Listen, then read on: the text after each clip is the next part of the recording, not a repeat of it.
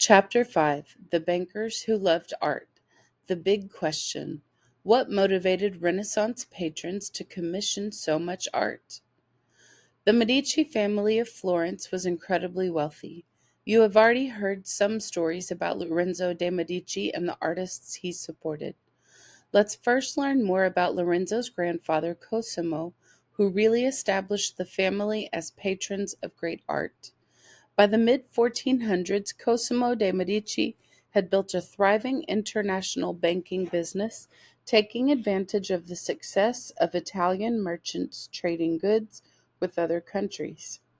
Bankers would charge fees to exchange foreign money for local money and to provide loans to customers.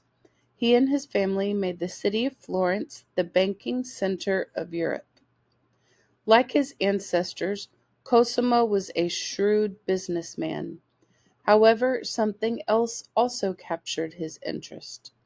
Cosimo had grown up surrounded by the ruins of the Roman Empire.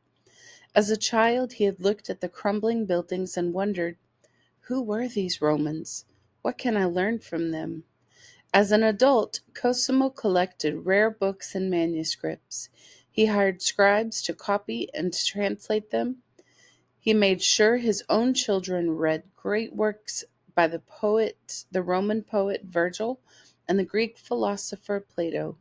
He built libraries. Who's really in charge? Cosimo de' Medici was a great patron of the arts. The Medici family home became a gathering place for thinkers and artists from around the world. Many artists lived with Cosimo as they worked on their statues and paintings. One idea from the ancient Greeks really appealed to Cosimo de' Medici. This was the idea of democracy, rule by the people. Cosimo liked the idea of creating a new society in Florence modeled on Greek ideas. But for Cosimo, democracy was only an idea. In reality, the city of Florence was not run in a democratic way because Cosimo controlled Florence. Here is the way democracy was supposed to work in Florence. The craftsmen and merchants of Florence joined together in special groups called guilds, such as the Wool Merchants Guild, the Silk Weavers Guild, and the Doctors and Pharmacists Guild. The guild members elected councilmen, and these councilmen were supposed to govern the city. That was a step toward democracy. But it was actually Cosimo who told guild members which councilmen to elect. These men were friends of his who followed his suggestions closely. By this method, Cosimo de' Medici indirectly ruled Florence for 30 years. The citizens of Florence liked Cosimo well enough that they did not protest his way of ruling. After all, Cosimo successfully protected the city from its enemies. He made generous gifts to charity, and business in Florence was booming. When Cosimo de' Medici died at the age of 76, the grateful people of Florence gave him the title Father of our country. Like father, not like son. After Cosimo's death, his son Piero took charge of Florence. Piero suffered from gout, a painful disease of the joints, and had to be carried from place to place on a stretcher. Piero did not inherit his father's leadership or banking skills, but he did love art. Frail Piero ruled only a few years before he died. Piero's son Lorenzo became ruler of Florence when he was only 20 years old. Lively, dashing, and popular, Lorenzo was the opposite of his sickly father.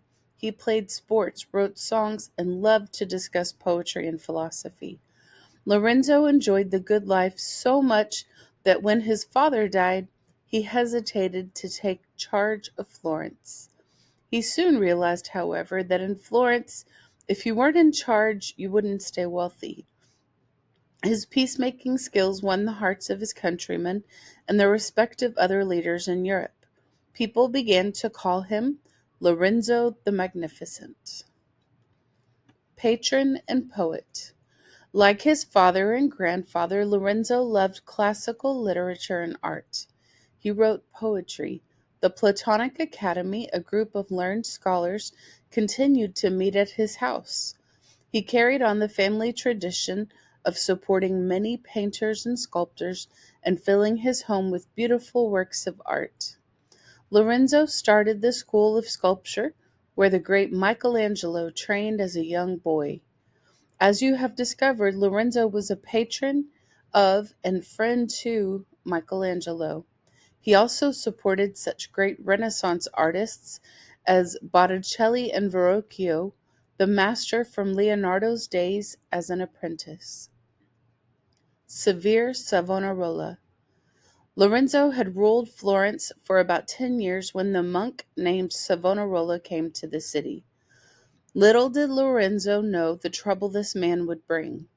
You have already heard about how Savonarola's harsh sermons prompted Botticelli to change his style of painting.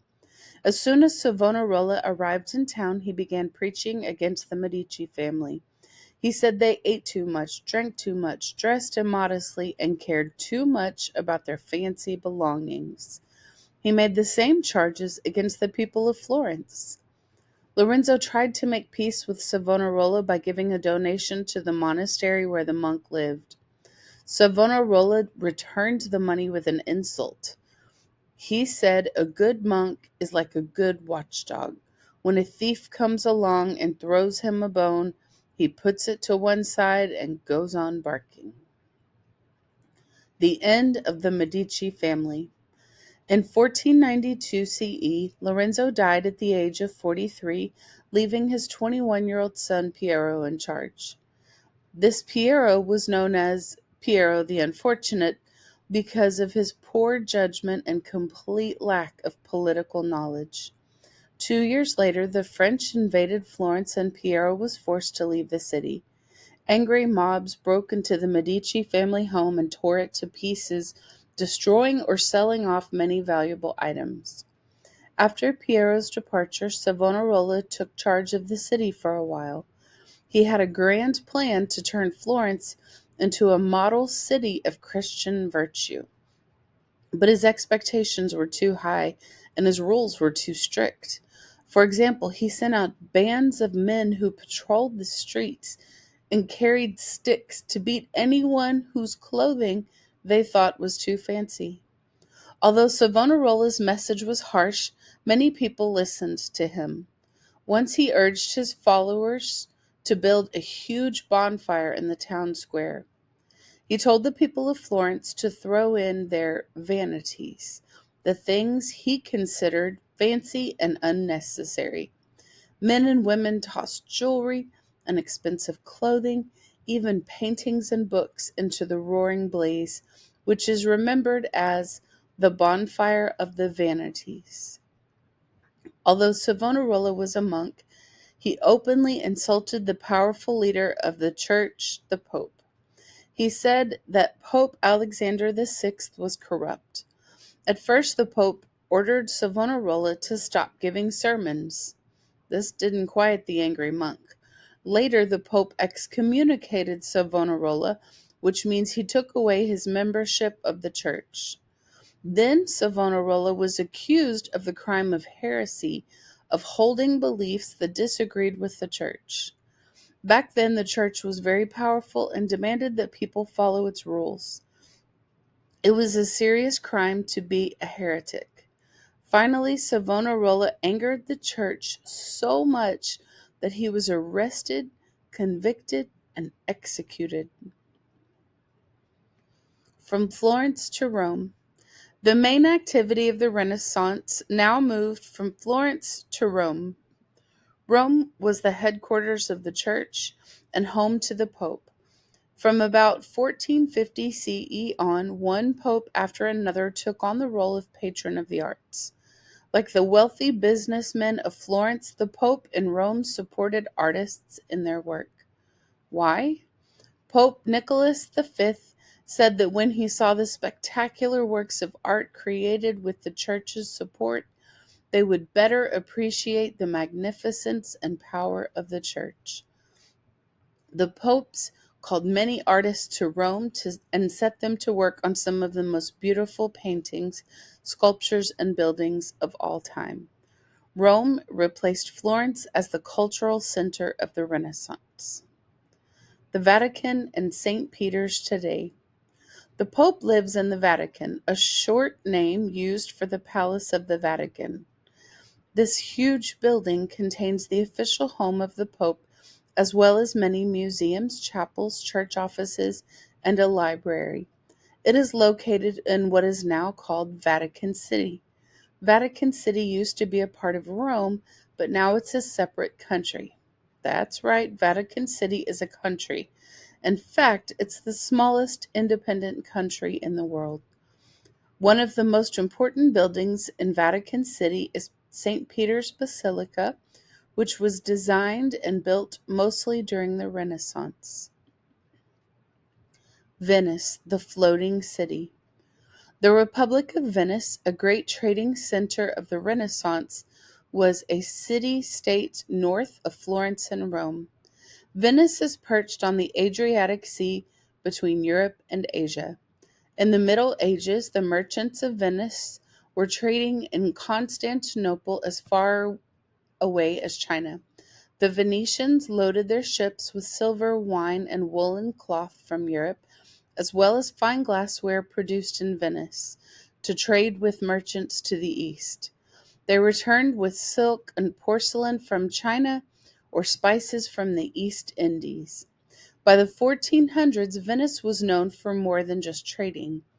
It had built a fleet of ships and won battles to take over neighboring city-states. Venice became very wealthy and powerful. During the Renaissance, wealthy Venetians not only supported many artists, they also built a city that is a work of art. Venice is a city on the water, not just near, but on the water. The city rests on more than 100 small islands. To connect many of the islands, the Venetians built bridges as well as a narrow maze of waterways. These waterways, called canals, crisscrossed the city and made it possible to get from one little island to another. The most famous of these canals, the Grand Canal, winds through the city for about 2 miles. Even today, people travel on the canals in long, sleek, flat-bottomed boats called gondolas. At the heart of the city's life was the huge area called St. Mark's Square, where thousands of pigeons flock before the doors of the magnificent church called St. Mark's Basilica. The master of color. Titian was considered to be the greatest Venetian artist of the 1500s. He is perhaps best known for his use of vibrant color. Titian's portraits reveal his ability to capture his subjects' personalities, as well as people. His paintings often contained mythological and religious themes.